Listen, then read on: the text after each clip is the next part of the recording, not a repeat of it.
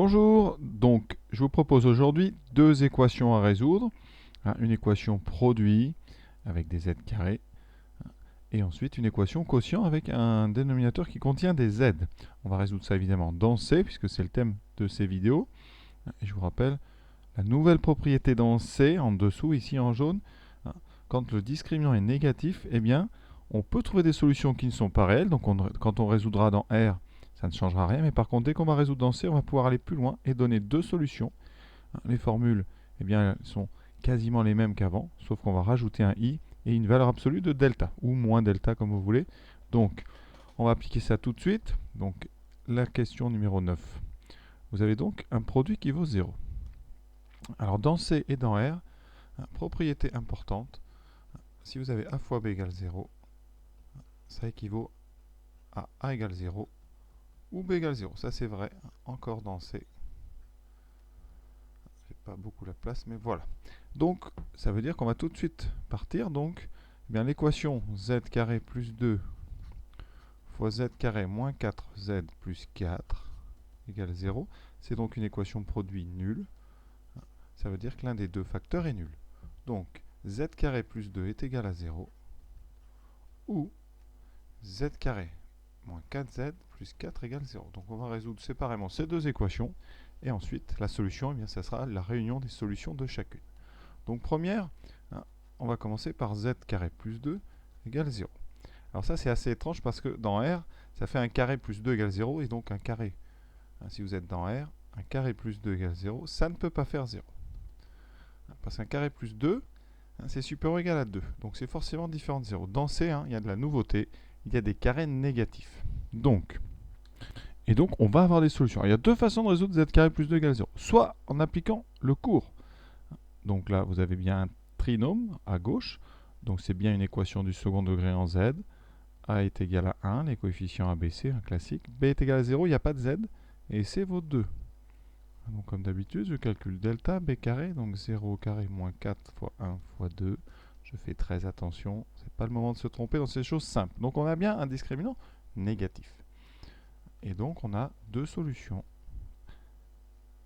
non réel. J'insiste, on ne met pas complexe, parce que complexe, des réels, c'est complexe, donc ça n'apporterait pas plus de dire complexe.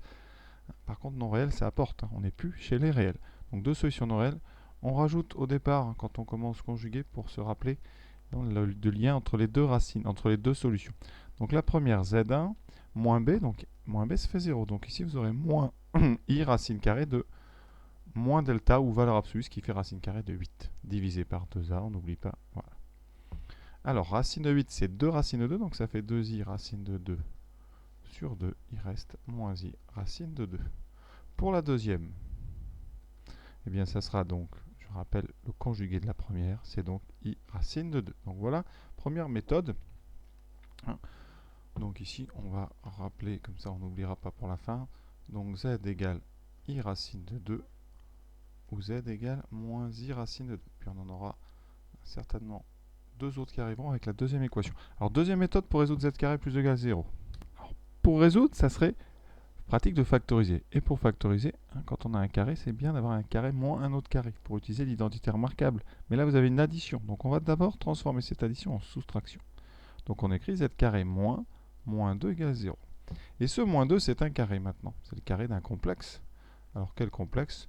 Eh bien, c'est tout simple. Déjà, il y a un i pour que le carré soit négatif. Et vous aurez racine de 2. On met toujours la racine après, par habitude. Voilà. Et donc ça donne ceci. Et là, vous pouvez factoriser, ce qui donne z moins i racine de 2 fois z plus i racine de 2.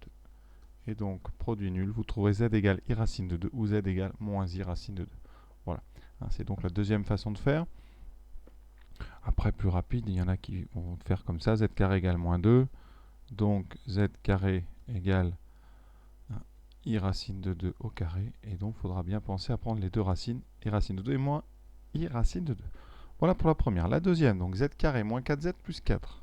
Alors, z carré moins 4z plus 4, pour les habitués, c'est une identité remarquable. Alors après, tout le monde ne voit pas les identités remarquables, mais ceux qui la voient, c'est z moins 2 au carré. Et donc, ça veut dire qu'il n'y a qu'une solution, c'est z égale 2. Donc ici, alors z égale 2, ça s'appelle ici une solution double, parce que la factorisation apparaît au carré ici. Pour ceux qui ne voient pas les identités remarquables, et vous avez tout à fait le droit, eh bien c'est une équation ici du second degré. A égale 1, B égale moins 4, C égale 4. On calcule donc le discriminant. B carré, donc moins 4 au carré, moins 4 fois 4. On va très doucement. Moins 4 au carré, ça fait plus 4, donc ça fait 16 moins 16. Et vous trouvez 0, ça c'est un cas classique. Une solution réelle, dite double, hein, entre parenthèses. Et donc cette solution, ça sera Z0. Alors, les solutions doubles par habitude, on les met Z0. Alors, si c'est déjà pris, vous l'appelez Z3, il n'y a pas de problème. D'accord. Donc ici, Z0, c'est donc moins B. Donc 4, moins racine de delta, donc 0, sur 2A, donc sur 2. On retrouve la formule moins B sur 2A. Voilà. Donc ici, vous voyez bien que ça fait 4 sur 2, donc ça fait 2. Donc on retrouve l'idée de cette factorisation avec une identité remarquable, parce que quand vous n'avez qu'une solution, ça veut dire que vous avez un carré. Ou moins un carré. Donc voilà, conclusion du problème, hein, bien évidemment. Donc on a trois solutions, S égale, comme toutes les équations, on pense bien à conclure, surtout quand il y a une longue résolution. Donc I racine de 2, moins I racine de 2, et 2. Alors il n'y a pas d'ordre dans les solutions, évidemment. Je vous rappelle que chez les complexes, il n'y en a pas de plus grand ou de plus petit, il n'y a pas d'ordre. Donc là, vous mettez la liste comme vous voulez, les réels, les imaginaires en premier, il n'y a pas d'importance. Deuxième équation, la 10. Alors c'est l'équation quotient. Donc première remarque, qu'est-ce qu'on dit? On regarde les valeurs interdites. On doit avoir Z différent de 2. D'accord? Donc ici, on travaille donc dans toute cette résolution. On travaille donc dans C, parce que là on résout dans C, privé de 2.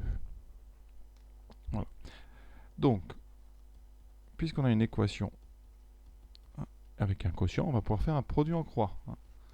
Puisque Z est différent de 2, on a tout à fait le droit de faire un produit en croix. Donc Z-3 est égal à Z fois Z-2. Alors si vous voulez insister sur le fait que Z est différent de 2, vous le rappelez ici. Et là, on va tout développer et tout mettre du même côté. Donc Z-3 égale Z2 moins 2Z. Je vais tout mettre à droite. Donc ça veut dire qu'on aura à droite Z2 moins 2Z moins Z, donc moins 3Z plus 3. Et donc le égal 0, je le mets tout de suite là. D'accord. Vous pouvez aussi le mettre à gauche, hein, mais ça revient exactement au même. Donc on a une équation du second degré. Vous voyez, on n'oubliera pas d'exclure 2 si on tombe sur 2 comme solution. Mais ici, on va faire la même chose que d'habitude. ABC, delta, etc. Alors A vaut 1, B vaut moins 3, C vaut 3. Faites attention aux 3 et vos Z, hein, parfois ça se ressemble. Donc ça c'est nos 3 coefficients. Delta c'est B carré, donc moins 3 au carré, moins 4 fois 1 fois 3. Ce qui donne ici plus 3 au carré, donc 9, moins 12. Donc on trouve moins 3. Moins 3 c'est négatif, donc delta est négatif. Deux solutions non réelles conjuguées. Première solution, Z1, moins B, donc 3, moins I racine de, donc moins delta, c'est-à-dire 3, sur 2A sur 2. Ça donne pas grand-chose de plus. On peut le laisser comme ça, remarquez. Si vous voulez le mettre sous une forme un petit peu plus algébrique, ça fait 3 demi moins I racine de 3 sur 2. Mais c'est pas très intéressant.